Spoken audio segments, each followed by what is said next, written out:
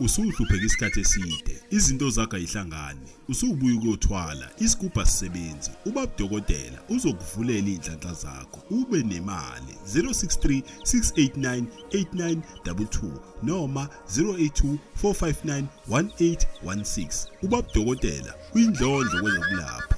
Siyabingelela Babu Dokotela babo sizwe babo ujabulile umfana nje omhle ngathi ikhehla lomlungu. Siyathobeka ngesupport enisinika yona namhlanje sishutha nje sise building elikhulu ekuthiwa iNedbank House sise dark room studio number 1. Babu Dokotela uthi abshe. Greetings from your favorite channel and as usual is host ubaba uDokotela. Babu Dokotela kambe le channel sinabantu abakho manje. Hey baningi kakhulu badlula abantu baseSwaziland. Badlula abantu. Did you know that badlula abantu base Namibia as well? Abe channel nje kuphela. Yeah. The channel is big and we must thank our people. Thank you very much. Whoever has subscribed siyabonga kakhulu.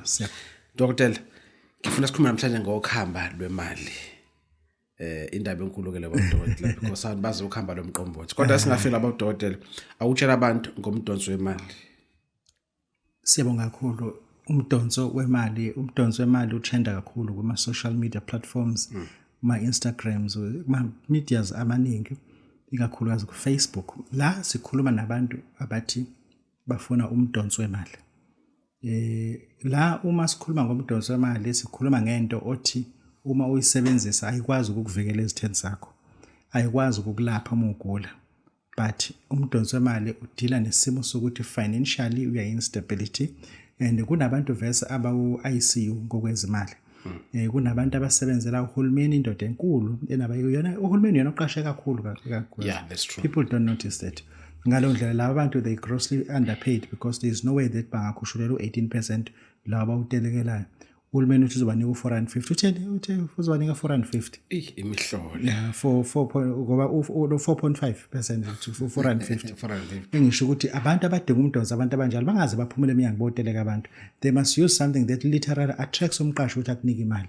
If it double pay, if you consider as something that ethical, you can use umdonso wemali. Sema khuluma Dokotela. Awutshela abantu Dokotela nge red money oil and malele bath. Imalele bath into ebalekile because it's one of the things that esisebenza to cleanse your aura. Ukushuthi lento kuthiwa abantu bazala bembethe. We are all sazala because wonke umuntu une aura around. Yes. Like it or not une aura around. Uma ungafaka nje spectacles spiritual you can literally see ukuthi umuntu une aura. Number 1 futhi uma usebenzisa i-infrared iyona le detector ukuthi this is a human being, this is a stone. Because une aura around you. Yeah. And imalele bath icleaner lo aura because icleaner ubuntu bakho ubunjalo bakho. Thereafter musukwazi ukusenza i-red money oil. Red money oil is for people abathi bayadayisa baphila ngo-cash on daily basis yabo badila ngo-cash then bawusenza njengesimonyo noma njengesiqabo. Lona ke sisuke sibiza ukuthi imalele bath kanye ne-red money oil. Leyo package mesimnika umuntu simnika ngo-5,000 rand because imalele bath yona isuku 3,000 rand mase kuzothi ke i-red money oil bona bayithola ngo-2,000 rand. Siyabonga Dokotela, sike sibone amaphepheni Babu Dokotela mefa avete ekhuluma nge-Lotus Detox. Namhlanje awutshela abantu ngama benefits e-Lotus Detox. Athini? Siyabonga kakhulu. Lotus Detox. Number 1, Lotus Detox is not umuthi wesintu noma and West is not for which is a Western herbal drug. Umuthi wase-Asia. Oh yes. Yes, yeah, ufola ngaphansi kwe-Ayurvedic. Literally planted in India. Sisebenzisa yona ke kakhulukazi kubantu abane prolonged use of imithi kashukela, imithi diabetic because those are scheduled drugs. Abantu abano chronic nje. Yes, abano chronic. Labo bantu because umzimba kufika la kuthiwa isibindi sabo siyahluleka lento. Izinto zigcina ihluleka ile nto isikhathi esiningi. Ingakho i-treatment ashukela uqala ngokuyigwinya ugcina ngokuyijova because lo kugcina engasazweli ugcina sekuthiwa ujove wena ke manje because leka kuthini kwena is no longer effective. Usuku detox ake esimene esinjengaleso ukuthi wonke lama toxicity asuke eshiwe le mithi lemzimbeni amaphilisi and then ukwazi ukuthi neutralize uphinde futhi medication ikwazi ukuthi iphinde isebenze kahle. Uyakwazi ukuthola ke imuthi esibiza ukuthi i-Lotus Detox. Ayilaphi lutho but it only detoxify umzimba. Meaning that uma ugula hamba kuyindawo. But there are times ubona ukuthi uyidinga into detox. Uma uxubha uthola unento esibiza ukuthi gingivitis Babu Dokotela yini gingivitis uma ngixoba kuphuma igazi emazinyweni then uyayidinga ke i-lotus detox because it's literally a bacteria that eats gums. Thereafter uyakwazi ukuthi uyidinge i-lotus detox whereby usuqala ukunothisa ukuthi umchamo wakho uclear. Kunabantu abathi mebechama bachama ngathi kuphuma amanzi empompini kanti umchamo umuntu ufuna ube orange or ube yellowish but it must smell. If umchamo wakho usu clear then udinga i-detox izizwe zakho azisasebenzi kahle. And then lapho futhi uthi uma ukhipha izicathulo kubaleka abantu meaning that there is so much bacteria that is produced by inyawo zakho. You need into yokudetox lapho izinto zakho azisafunction kahle. Nalapho futhi uhlushwa wontunjwana khona lamathumba ngathi mancane uthi uqhumisa kumase kusala kwebhlungu. Yes. Lawo bantu lapha badinga futhi i-lotus detox. Kuningi la ubona khona ukuthi usuyayidinga. Enye into futhi ongayi-understand i-dandruff inkwethu emisiningi ekhanda. It symbolizes something. I'm not teaching about that. Kunabantu overreach nje uthi umegunda elikhuzeni la gunda khona ematini bemhlophe ikhanda. Yes. Uyayidinga i-lotus detox. Your thrush emlomeni it means something kuthina understand that there's something wrong with my white cells zakho. Uyayidinga i-lotus detox. Siyabonga. Babu Dokotela asibonge kakhulu. Abantu abaphuthume bayithola ke Manchester Passage. Manchester Passage na kuma agents. Ma agent onke ayiphethe. Siyabonga kakhulu. Dokotela, now ake sikhulumeke nge-coffee salt for cervical deficit. Coffee salt. Okay. Ake sibheke nje mesikhuluma ngemithi most of the time imithi yethu inegama nesibongo. Imalele Bath was researched by Dr. Malele. Oh yes. Is emalele eMpumalanga. Then we honor him. Then asizwe with coffee salt. Coffee salt was also researched by Dr. Coffee. Waseghana. Oh yes. I'm taking this with me to South Africa. I'll formulate it. Messing say kodwa your name will remain kuland. Sibizwa the coffee salt for that purpose. Yes. Inomlando ne. Yes, nje umuntu nje akwa-coffee yilabantu baseGhana. Isibongo sabantu baseGhana. We once had Kofi Annan. Yes. And then all those people are Ghanaians. Coffee salt isenyenziswa umuntu othi Babu Dokotela ngine discharge kumuntu wesilisa. Abantu aba understand ukuthi uyaba ne discharge. Uthola ukuthi kunento ephuma isamafinyelana njalo andiqiniseni isine sport. Uyayidinga ke coffee salt la because into esuke yenzeka kusuke kuyipass le. Khona indawo ekhiqiza ubufu. Awona ama sperms. Ngoba lento umuyethi uyinokuyeza ukuthi inuka kambi. Ama sperms anayo lo phunga lelo. Uyayidinga umuntu esifazane usuzofaka ipanty liner at all times because unale fluid ephuma. Uhlahlala umile ilonda. Ngaphambili umuntu esifazane uyayidinga ke futhi nobuhlungu ke up around uma uzomenstruate njalo or after uqeda umenstruate uyayidinga ke futhi i-coffee salt. Kunomuntu esisa futhi uma eqeda ukwenza ucansi mase eqedile ugwayi wakho bebuhlungu uyayidinga futhi i-coffee salt for that purpose because idila lento la elawo khalweni umuntu ozama ukuthola abantwana uyayidinga i-coffee salt but we have to use it for 6 weeks only. Just 6 weeks. Yes, ngoba icleaner wonke ama fibroids. Thereafter, isizodala ukuthi futhi ivineti yasihlala sisiskiphe. Oh yes. That is why we have to be peripheral. Use it for only 6 weeks. Umuzo usuyayeka, but at your own risk you may fall pregnant. Siyabonga. Kulungile abamitha abantu. Babu Dokotela sibonga kakhulu. Now asibuyele back Babu Dokotela. Babu Dokotela naba ke udokotela ofundile kodwa eqiniso ethi uyinyanga. Yeah, ibhinqa futhi. Ibhinqa futhi. Wabalekela isikole. Hey madoda. Babu Dokotela uke wathi phalazisa isigubhu. Isenza samuntu lesi. Isenza samuntu. Yes. Asiyikhuluma lento zezigubhu zethu. Abantu ilento yegubhu abantu bayithatha very very light. Yabo, bayithatha very very light. But isigubhu is beyond your understanding. Kunesigubhu othi uma usakhelwe kufuze umelinetha usikhiphele eminyango. Sikwazi usemukela umphezulu. Yabo, kunesigubhu kufuze ukuthi melinetha ushaka kakhulu imvula.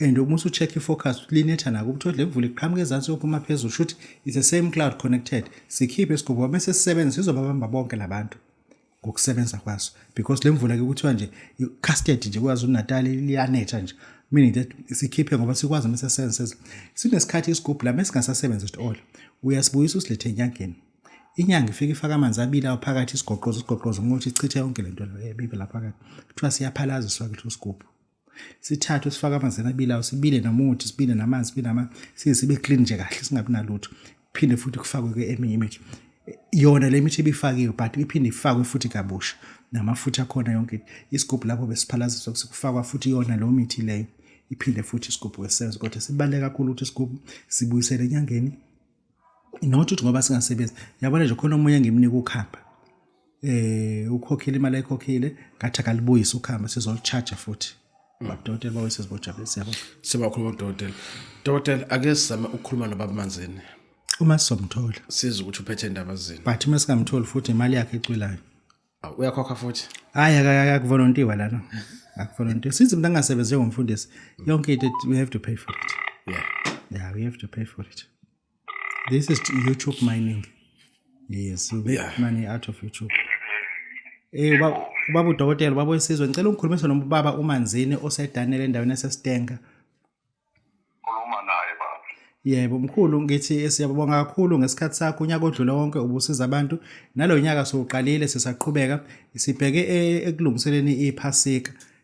Abantu bathi bafuna izinto zokusebenza abafuna izinto zokudayisa ngoba enkozweni eziningi kusuke kudayiswa nabantu abanye ke abanamabandla bafuna into yokusondeza abazalwane hayi ngoba bezoba beyathwala but bafuna into yokusondeza nje abazalwane ukuthi abangahlakazeki bodlala abantu bezizwe ikhona into omkhulu angabasiza ngabantu nje basiye ephasikeni siyabasiza kakhulu la entweni ezinjengokuthi umuntu ufuna ukuthi asebenze strong njengomuntu othi uvalekile ibhizinisi lakhe secabanga ngisho kulivala siyakhona ukumvulela lona kodwa kakhulu sesimchume nesidalwa sakhe ngoba abantu abaningi baqhilazekile ekulungiseni kwezinto ngenxa ukuthi uqhelelene nesidalwa noma imitha ayisebenzi uzafika omunye ashathi mangisebenzisa imitha ayisebenzi so silungisa izinto ezinjalo kule game ukuthi umuntu ofika kade ngihamba inyanga into zama yilunga igubhu inazo azisebenzi sengize ngayibuyisela emuva ezinye ngilahlile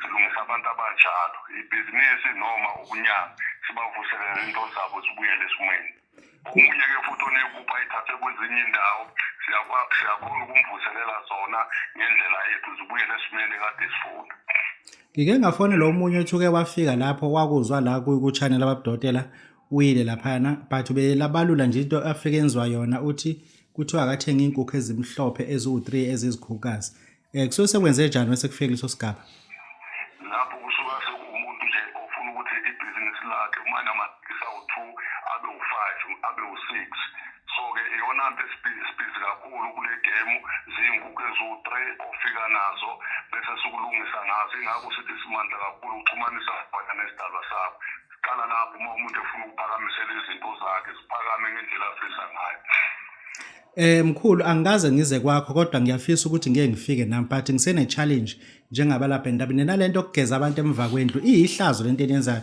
uyageza umuntu ubuka abantu ngaphesheya kamakhelwane wena unayo indawo okugezela abantu ngenhlonipho ake uyichaze nje mkhulu ngoba lento eniyihlazo ufuna ngisho ukuthi lento ukugezisa abantu emva kwendlu lokho abantu bebuka umuntu angabisazi ukuthi ayikho indawo okugezela ninayo indawo okugezela abantu makufuza umuntu usuzomgeza ke manje siyakwazi ukumgeza la egcekeni angene ema-bathroom akhona ama-bathroom ngokuhlelekile akagezi esikoteni so kunezinto-ke lezi esithi siyogeza idlozi lakhe laphanjaniswa linamanzi amnyama somgeza entabeni hhayi egcekeni hhayi ngemuva kwendlu unayo i-bathroom edecent la kugezwa khona umuntu angagezi ngamanzi athi geza amanye nabelungu bangena phakathi bageza ya ubaba uDokotela babo wesizwe ngikhuluma nomkhulu uManzini usedaneli ngasezinkwazi exit khuluma nami mkhulu ukuphi nendawo ngisedanela ngasenkwazi beach kodwa ke ikakhulu kwaDukuza yebo ba ekusafuna ngeke ngifike lapho mkhulu ziyangena imoto egcekeni kwenza kanjani mkhulu noma ngicelela amakhelwane ngiwele ngenyawo ngilunge izinja ngifike imoto yami isikhishwe amathayi hayi ziyangena futhi ziyangena imoto kakhulu ndabezi kuze ngene imoto nona imoto noma lokho babaze yami imoto uthi inhle lenkabi hayi ngifuna ukungasho ukuthi nginayo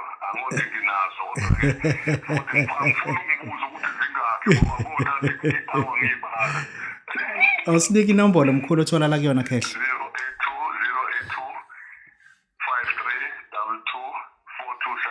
5322427 awuyiphinde 082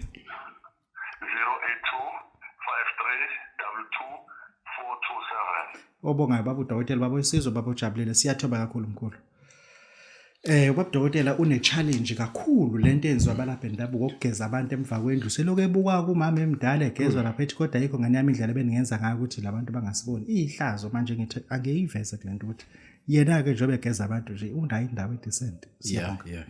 No, asibonga kakhulu Babu Dokotela. Babu Dokotela, ama stats athi about 18.2 million people in South Africa balala bengadlile. And in most abantu besifazane. And the poverty levels are very high and painful. And if you look at your service delivery for Nakona, it's painful, it's low. There's no hope.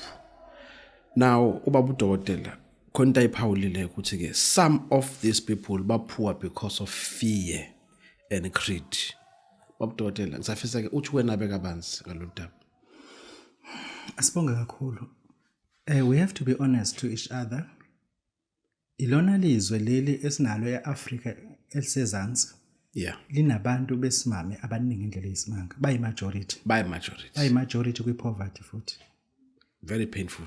Bayi majority poverty, but poverty yabo ilele kubona ukuthi they can eliminate it or reduce it or walk away from poverty. But into abanayo is the fear of the unknown. Basaba into abayizwe ngabantu bexoxa. Kunento ekuthiwa lento ayizudla iningane zami. There is no known medication, herbal or non-herbal, that eats children like lions. There is no way that you can have 4 children and find them eaten by umuthi owulethile. And because of creed or izinkolo abakuzona, they've been driven to be eliminated ukuthi bangabi associated nabantu abanemali. And then izinkolo abakuzona manje kunenkolo enye nje bagqoke ingubo ezimhlophe ngeke ngichaze into eziningi. Bahambe ngenyawo usetshenziswa umuthi khona. Kunabanye othola ukuthi baphuzwa amanzi kuphela usetshenziswa umuthi. Abanye baphuzwa itiye kuphela usetshenziswa umuthi. And lo nkolo iyodwa it has driven you to keep you at bay and bribe you ngale product esetshenziswa esontweni to keep you poor. Angikusho lokho lento abakunika yona esontweni it's just a bribery to remain poor so that you cannot come closer to the noble class. And then izinkolo konazo lezi esikuzona and just bribing us, entertaining us ukuthi your poverty it's a right thing to happen because you be counted and with heroes ezulwini umqhele wakho nengubo yakho ezulwini ikulindile. Manje amase behlala abantu and then sithi thina this is the right time to take a decision that ungeke uzoyisole ngayo. And you were not born to be poor and you were not born to be rich. But lempilo iphilayo it is not from God either. No one was born to be poor or no one was born to be rich. But we don't persuade you to be rich, but live, afford, educate your children. Take your children personally to school before you go to work. Yabona lo msebenzi ongakuvumela ukuthi uhambiseni. Thina sihlala kwisabhabhu whereby izingane zakhona zilandwa yimoto. Zabazali bazo futhi. Zilandwa zimoto because umzali uyiacademia ufuna abe semsebenzini ngo6. Uyiacademia ufuna abe semsebenzini ngo9 ebekode esebenza Westmead Pine Town uhlala kuphi kule sub because of the traffic ugcine ehambile athi vese kunemoto elanda izingane. Yabo awona ke impilo le ukuthi ingane yakho ukwazi ukuyihambisa esikoleni.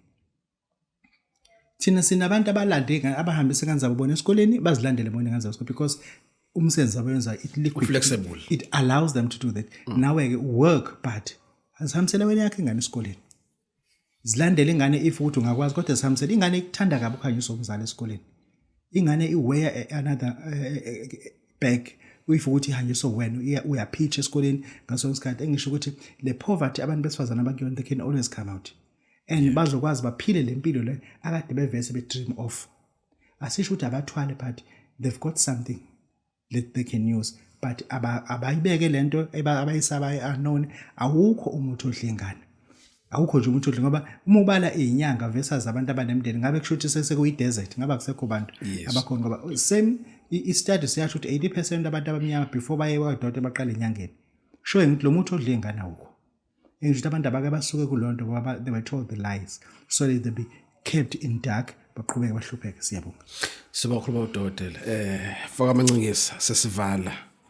Ngicela ukhulumeke ngokhamba lwemali. Ukhamba lwemali. Sesigoqa nje. Masikhuluma ngokuhamba lwemali sikhuluma ngento yokuphilisa umuntu without ukuthi athwale. Ukuhamba lemali mase kuhlukana ngama phases ne stages ukuthi depende wena ukuthi wena kunomuntu osimisela ukuhamba lemali ngenkukhu ezintathu kanye nembuzi eyodwa. Kunomuntu inkukhu ezanti kusuke kuyikhukazi zodwa ezimhlophe nembuzi eyodwa. Mase kudepend mokuwesilisa kube inkunzi, mase kuzothi mokuwesifazane kube insikazi. Asilungise ayikho imbuzi yomfazi. Ayikho imbuzi yentombazane. Yaba bathi isathi ungathola imbuzi yentombazane. No, ayikho imbuzi njalo. Then kusuke ukuhamba. Kunokuhamba esilakha ngeqhude elimhlophe, iqhude lempakela, iqhude elibovu. Nakhona futhi kusuke ukuhamba nemali. Kuya depend ukuthi umuntu uza lephi umthwalo okuthina, sizowethula kanjani umthwalo. Mase sisho ukuthi no, if ukuthi unento nje udansi uyidinga, but kusuke ukuhamba lemali, but kune age restriction. Asimdingi ukuthi aphansi 25. You must be 25 years and older. And older. And angikusho futhi asimdingi umuntu okakhubazeka ekhanda engqondweni. Because lento ifuna ube conscious at all time. Ube sober. Ukuthi nje kwaba ne-mental illness asikunikeze siyabonga. Semakhulu Babu Dokotela. Dokotela asivayelise mfowethu. Babu Dokotela babese bawujabule mfana ubudlela khehlela umlomo umzukulu kamancengezi siyabonga kakhulu. Thank you very much. Siyabonga. Thank you. Mlaleli, uthi ubusuzwile ngomdonso wemali kaBabu Dokotela. Umdonso unamandla uma ufuna ukukhulisa ibhizinisi lakho. Sewusiza uxhaxha losomabhizinisi. Yadonsa amakhasimende wenze inzuzo ngokusheshsha, ukudonsa inhlanhla kwi-gambling, promotion, amathenda kanye nasebandleni. Ngeminye imininingwane sishayela ucingo 063 689 8922 noma 082 459 1816 076 555 8577. uBabu Dokotela uyindlondlo kwezokulapha.